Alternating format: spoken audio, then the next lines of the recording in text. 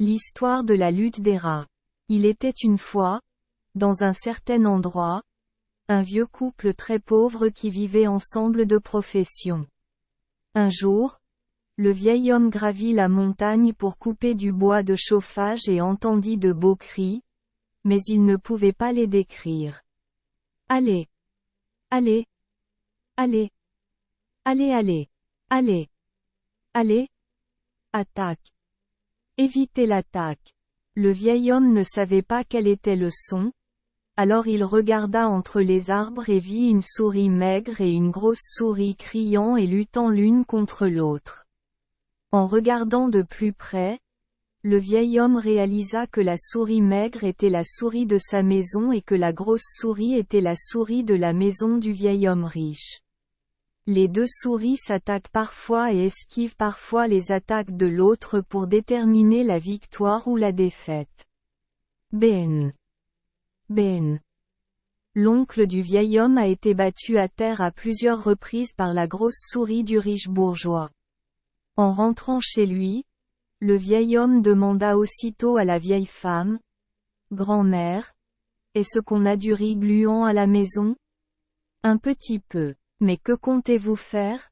Le vieil homme demanda alors à la vieille femme. « C'est comme ça, madame. Aujourd'hui, sur la montagne, ma souris domestique a eu un match de lutte avec la souris domestique du vieil homme. Mais notre souris est si maigre que chaque fois qu'elle s'apprête à frapper, elle se fait renverser. Je suis tellement désolé pour notre souris. Alors j'ai pensé que si notre maison avait du riz gluant, nous lui donnerions à manger pour qu'elle ait plus de force pour concourir, grand-mère. » Ce soir-là, le vieil homme et la vieille femme ont pilonné le banjier et l'ont mis sur l'étagère. Le lendemain, le vieil homme remonta la montagne pour couper du bois à nouveau. Alors le vieil homme entendit les cris, et, allez! Allez! Allez! Allez! Allez! Allez! Attaque! Évitez l'attaque. Le vieil homme regarda à nouveau à travers les arbres et vit deux souris qui luttaient comme hier.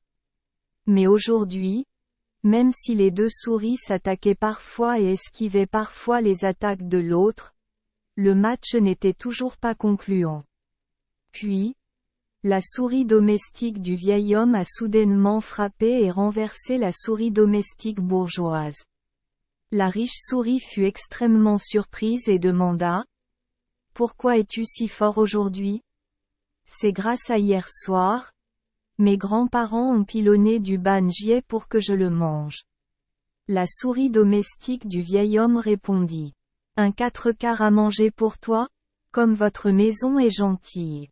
Ma famille a beaucoup d'argent et beaucoup de nourriture, mais je ne peux manger que les restes. » La souris domestique du riche était jalouse de la souris domestique du vieil homme.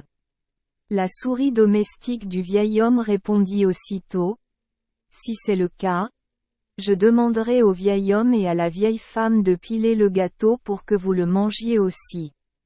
Ce soir, s'il te plaît, viens chez moi. » En entendant cela, la riche souris fut extrêmement heureuse et demanda, « Alors, que dois-je leur apporter comme cadeau ?» La souris domestique du vieil homme répondit, « Ma famille est très pauvre. Il vaut donc mieux leur donner de l'argent. »« Vraiment, je ferai ce que tu dis. » La souris bourgeoise répondit. En entendant la conversation des deux souris, en rentrant chez lui, le vieil homme sortit le riz gluant qui avait été réservé pour faire du banjier à manger pendant la célébration du Nouvel An et pila à nouveau le banjier.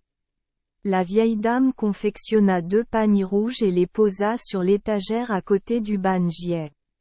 La nuit, la riche souris est arrivée avec de l'argent. Les deux souris ont mangé du gâteau puis ont immédiatement enfilé des pagnes et ont lutté à nouveau avec les cris. Et c'est parti. Allez!